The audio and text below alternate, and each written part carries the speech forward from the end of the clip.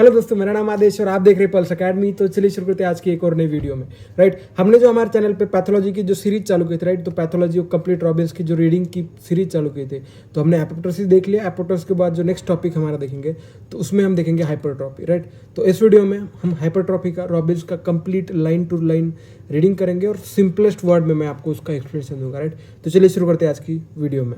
तो सबसे पहले hypertrophy, it is an increase in the size of an cell that result in the increase in the size of affected organ. Right, तो hypertrophy का मतलब क्या है कि कोई भी सेल का साइज बढ़ जाना। राइट, तो अगर सेल नॉर्मली कोई भी ऑर्गन क्या है, किसी चीज से बना है, कोई भी ऑर्गन टिश्यू सेल उसी से बना है, तो अगर सेल की साइज ही बढ़ जाती है तो वो ऑर्गन की साइज भी बढ़ जाती है। तो वही उसकी डेफिनेशन। तो hypertrophy, it is an increase in the size of cell and that results in the increase in the size of an affected organ. तो वही चीज कहना चाह रहा है। राइट, तो सेल की साइज बढ़ जाती है जिसकी वजह से ऑर्गन की भी साइज बढ़ जाती है। That is called as the hypertrophy in the simple words. उसके बाद हाइपरट्रॉफी में the hypertrophy of organ has no new cells, just a larger cell. तो हाइपरट्रॉफी ऑफ एन ऑर्गन अगर कोई होती है तो इसमें कोई भी नई सेल नहीं ऐड होती है, उसमें जो नॉर्मल पहले वाली सेल थी उसमें जो उसकी साइज बढ़ जाती है जिसकी वजह से ऑर्गन की साइज बढ़ जाती है, उसी को हम कहते हैं हाइपरट्रॉफी। तो वही चीज़ है hypertrophy. The increase in the size of a cell is due to the synthesis of an assembly of additional intracellular structural component. अब ये साइज क्यों बढ़ जाती है? क्योंकि इसके कुछ सिंथेसिस हो जाता है, क्यों असेंबली हो जाती है, किसकी? That is an intracellular structural components की कुछ सिंथेसिस या फिर एडिशन हो जाती है जिसकी वजह से सेल की साइज बढ़ जाती है। राइट, तो ये वाली सारी चीज हो गई। उसके बाद the cells are capable of division में respond to the stress by undergoing the both hyperplasia and hypertrophy. Right, तो ये जो सेल्स है ये capable of division with respond to the stress by undergoing. अब कोई भी कैपेबल ऑफ डिवीजन की सेल है वो अब कब स्ट्रेस में चली जाएंगी? जब हाइपरट्रॉफी या हाइपरप्लेसिया अगर होता है तो वो स्ट्रेस में चली जाती है। Whereas non dividing cell, कौन सी नॉन डिवाइडिंग सेल हमारे बॉडी में, that called the myocardial fibers. तो ये जो होता है and increase in tissue mass due to hypertrophy. Right, तो ये इसमें क्या होता है, टिश्यू मास इंक्रीज हो जाता है ड्यू टू हाइपरट्रॉफी। तो ये वाली चीज हो गई। उसके बाद in many size hypertrophy and hyperplasia में coexist with both contribute to the increase in the organ size. अब मेन कहाँ पे बहुत जगह क्या होता है कि ऑर्गन साइज कैसे बढ़ जाती है, तो एक तो हाइपरप्लेसिया भी हो रहा है, राइट, और हाइपरट्रॉफी भी हो रहा है। तो दोनों अगर किस चीज़ में हो रहे हैं और उसमें साइज बढ़ जाता है तो वही कुछ पार्ट में बॉडी के वो दोनों भी होते हैं। तो ये सारी चीज़ हो गई। अब हाइपरट्रॉफी जो आपको समझ में आ रहा है, तो हाइपरट्रॉफी इज फिजियोलॉजिकल और पैथोलॉजिकल। राइट, दोनों कंडीशन में हो सकता है। फिजियोलॉजिकल कंडीशन में भी हो सकता है, पैथोलॉजिकल कंडीशन में भी हो सकता है। फिजियोलॉजिकल कंडीशन में मैं आगे बताऊंगा। राइट, तो अब यही है।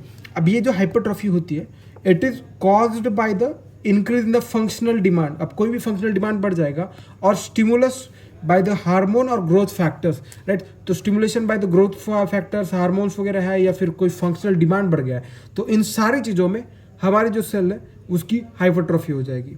तो ये है। अब पैथोलॉजिक हाइपरट्रॉफी देखेंगे।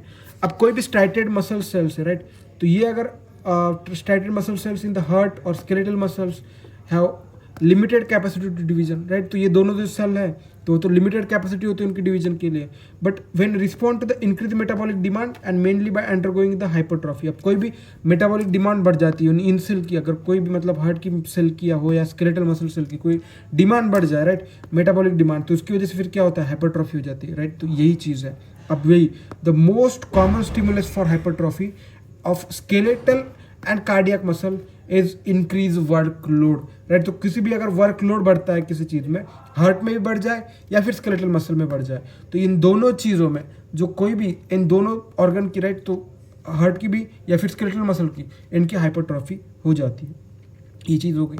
उसके बाद तो both the tissue types muscle cells respond by synthesising more protein. अब इसमें क्या होता है कि अब ये जो टिश्यू रिस्पॉन्ड करते हैं, ये स्ट्रेस हो गया, राइट, वर्कलोड बढ़ गया तो बॉडी पे स्ट्रेस आ गया, तो इसको अब ये रिस्पॉन्ड कैसे करेंगे? तो it respond by synthesis of more protein and increasing the number of myofilament per cell. तो ये अब इंक्रीजिंग मोर प्रोटीन और मायोफिलामेंट पर सेल बढ़ाते हैं, जिसकी वजह से फिर क्या turn increases the amount of force of each myocyte can generate and strength of work capacity of the muscle is also increase।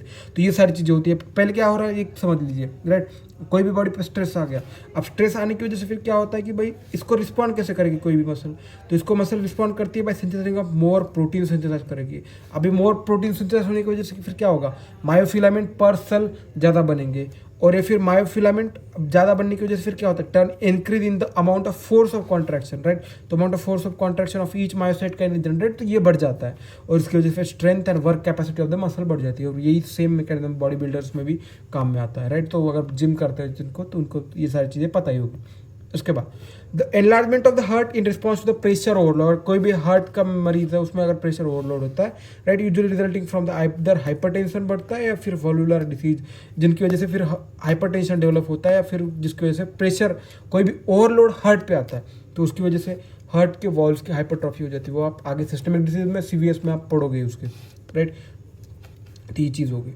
अब उसके बाद initial cardial hypertrophy is improve the function. अब इनिशियल क्या होता है कि कार्डियल हाइपरट्रॉफी आपकी functions को मतलब बढ़ाती है, बट इनकेस अगर ये लंबे टाइम के लिए रहता है, over a time this become adaptation and often fails, right. तो हार्ट कभी कभी ये हार्ट फेलियर की वजह से भी कॉज बन सकता है, राइट। तो ये सारी चीज़ें होगी उसमें। अब उसके बाद पैथोलॉजिकल देख लिया हमने, अब देखते हैं फिजियोलॉजिकल। फिजियोलॉजिकल में क्या होता है कि फिजियोलॉजिकल ग्रोथ ऑफ यूट्रस एक इंपॉर्टेंट है कि physiological growth of uterus during the pregnancy. अब यूट्रस में सबसे ज़्यादा क्या होता है, हाइपरट्रॉफी, तो उसकी वजह से physiological growth of uterus during the pregnancy is a good example of hormone induced enlargement of organ, right. तो hormone induced enlargement of organ का, तो इसकी वजह से जो हाइपरट्रॉफी होती है यूट्रस की, that is called the physiological hypertrophy का एग्जाम्पल, बेस्ट एग्जाम्पल है, राइट। तो hypertrophy of the smooth muscle fibres of the uterus, right. तो यहाँ पे क्या होता है कि uterine hypertrophy during the pregnancy is stimulated by the estrogenic hormone signalling. तो इस्ट्रोजन हार्मोन जो होता है वो सिग्नल कर देता है, जिसकी वजह से स्केलेटल मसल जो स्मूथ मसल फाइबर्स है उनकी हाइपरट्रॉफी हो जाती है। तो यही है। अब इस्ट्रोजन रिसेप्टर जो होते हैं वो result in the increase synthesis of smooth muscle proteins. अब ये फिर क्या करते हैं कि ये अब इस्ट्रोजन रिसेप्टर है वो इस पे सेल पे एक्ट करेगा, तो उस पर क्या होता है, synthesis of smooth muscle protein जो है, तो उनकी सिंथेसिस हो जाएगी, फिर क्या बढ़ जाएगा, साइज बढ़ जाएगा सेल का। तो अगर साइज बढ़ता है, राइट, तो यही चीज़ यहाँ पे कहना जा रहा है, राइट। तो uterine hypertrophy during pregnancy stimulated by the oestrogen receptor signalling through the oestrogen receptors और eventually result from the increased synthesis of the smooth muscle proteins and increase the cell size, right। तो यही चीज़ है। अब the bulging of muscle and bodybuilder engage in the pumping iron resulting in the enlargement of individual skeletal muscle in response to the skeletal increased demand। तो ये जो building मतलब body building करते हैं तो उनमें ये चीज़ दिखाई देती है। अब राइट, तो ये सारी चीज़ें हो गई। अब यहाँ पे डायग्राम में दिखाया गया कि यहाँ पे ये जो है वो तो नॉर्मल है, बट हाइपरट्रॉफी यूट्रस में भी हो जाती है। तो उसके बाद हम देखेंगे it is small spindle shape uterus cell. तो यहाँ पे यूट्रस स्मूथ मसल सेल दिख रही है नॉर्मल, बट यहाँ पे हो गया large pump cell gravid uterus enlargement, मतलब हाइपरट्रॉफी अगर होती है तो उस तरीके से। तो ये सारी चीज़ हो गई। अब इसका मैकेनिज्म देख लेते हैं कि हाइपरट्रॉफी होती कैसे। तो हाइपरट्रॉफी जो होती है hypertrophy it is N result of an increase cellular protein production, right. तो हाइपरट्रॉफी क्यों हो रही है, राइट, तो प्रोटीन प्रोडक्शन बढ़ जाता है, स्ट्रक्चरल कंपोनेंट वगैरह बढ़ जाते हैं, जिसकी वजह से फिर जो सिंथेसिस होता है उसकी वजह से सेल का साइज बढ़ जाता है। तो ये जो हाइपरट्रॉफी का मैकेनिज्म मेनली हार्ट पे स्टडी किया गया था। अब इसमें क्या होता है कि मैकेनिज्म होता है, राइट, तो कोई भी मैकेनिकल सेंसर्स होंगे जो कि डिटेक्ट करेंगे सेल पे इंक्रीज लोड। किसी भी सेल पे अगर लोड बढ़ता है तो वो वहाँ पे जो सेंस करेगा वो मैकेनिकल सेंसर्स होते हैं। अब ये सेंसर्स क्या करते हैं, this sensors activate the complex downstream web of signalling pathway, right. तो ये सेंसर्स क्या करेंगे, ये सिग्नलिंग पाथवे को एक्टिवेट करेंगे। कौन से सिग्नलिंग पाथवे होते हैं, यहाँ पे होता है phospho inositide 3 kinase, that is PI3K AKT pathway. तो ये दो पाथवे को एक्टिवेट कर देते हैं, postulated by the most important physiology के दैट एक्सरसाइज इंड्यूस हाइपरट्रॉफी। तो उसकी वजह से जो एक्सरसाइज इंड्यूस हाइपरट्रॉफी के ये दो पाथवे जो होते हैं वो सबसे important, that called as phospho inositide 3 kinase और AKT पाथवे। तो ये चीज़ें हो गई। अब उसके बाद and G protein coupled receptor initiated pathway, तो ये एक पाथवे होता है। And many growth factors and vasoactive agent do they are more important in pathology. तो ये जो है वो पैथोलॉजी की हाइपरट्रॉफी में इंपॉर्टेंट होते हैं, बट ये जो दो है तो फिजियोलॉजिक हाइपरट्रॉफी में इंपॉर्टेंट है। ये सारी चीज़ हो गई।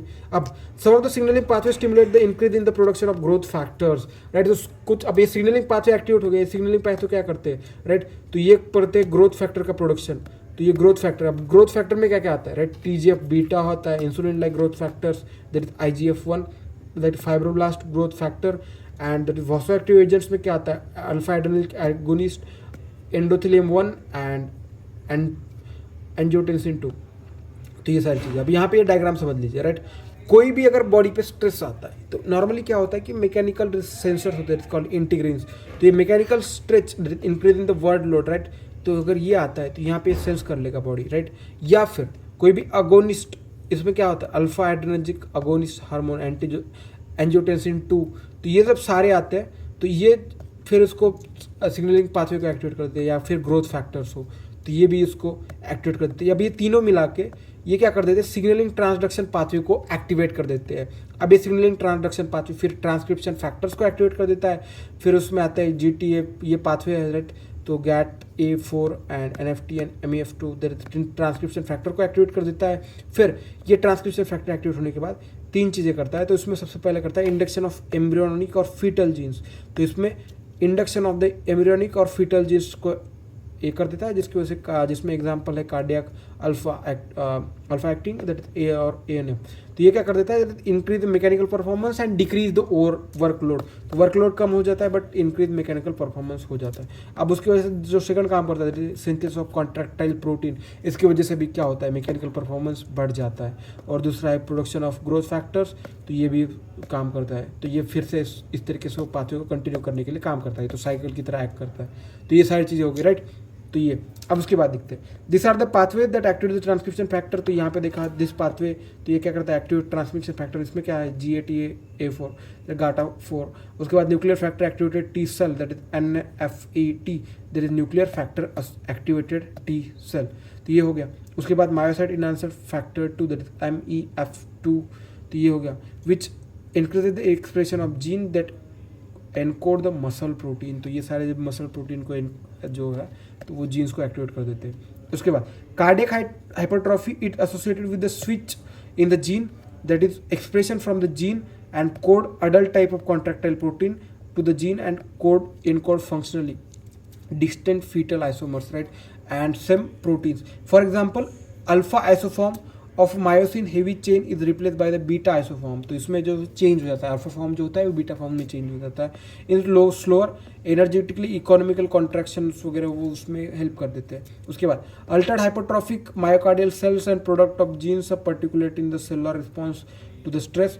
That is cardiac hypertrophy is associated with the increased arterial natriuretic factor, that is gene expression. तो उसमें जो अब cardiac hypertrophy में is associated with अब जब ANF that is arterial natriuretic factor, तो इसका जो जीन रिस्पॉन्सिबल होता है अगर इसका ओवर एक्सप्रेशन हो जाए, राइट, तो इसको में जो होते हैं कार्डियक हाइपरट्रॉफी होता है। तो यही कर रहा है cardiac hypertrophy associated with increase the arterial natriuretic factor gene expression, तो उसकी वजह से होता है। Arterial natriuretic factor it is an peptide hormone that is causes a salt secretion from the kidney and decreases the blood volume and blood pressure and therefore the severe to reduce the hemodynamic load. तो heart पे load जो होता है वो कम कर देता है।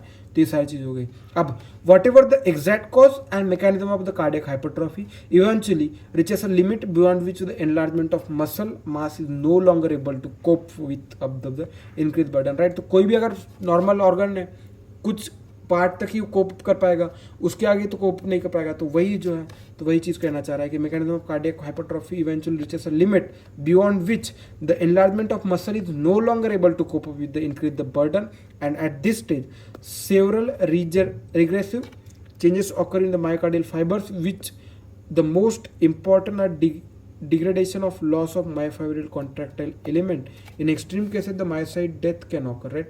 तो अगर ये बहुत ज़्यादा स्ट्रेस बॉडी में पड़ता है तो जिसकी वजह से फिर क्या होता है कि उसमें जो होता है डिजनरेशन ऑफ और and loss of myofibril contractile elements, और एक्सट्रीम केसेस में मायोसाइट्स की डेथ भी हो जाती है, राइट। तो मसल सेल जो होते हैं वो डेथ भी हो जाते हैं। And the net result of this changes that cardiac failure, जो नेट रिजल्ट अगर हाइपरट्रॉफी लंबे टाइम के लिए बढ़ती है और सीवियर फॉर्म में हाइपरट्रॉफी हो जाती है तो उसमें हार्ट फेलियर का कॉज हो सकता है, दैट तो this cause the cardiac failure. The sequence of this event can illustrate how then that is an adaptation to the stress can progress in the functional significant cell injury and if the stress is not relieved. तो यही सारी चीज़ें तो जो हमने hypertrophy में देख लिया, राइट. तो इसके साथ हमारा ये जो टॉपिक है हाइपरट्रॉफी इसमें हमने कंप्लीट कर लिया. अगर आपको कोई भी रिगार्डिंग डाउट्स हो तो कमेंट सेक्शन में बता दीजिएगा, मैं आपको कमेंट सेक्शन में आंसर दे दूंगा, राइट. तो अगर ऐसे ही वीडियो चाहिए तो चैनल को सब्सक्राइब कीजिएगा और अपने दोस्तों के साथ शेयर कीजिएगा. Thank you so much for watching this video. Thank you so much.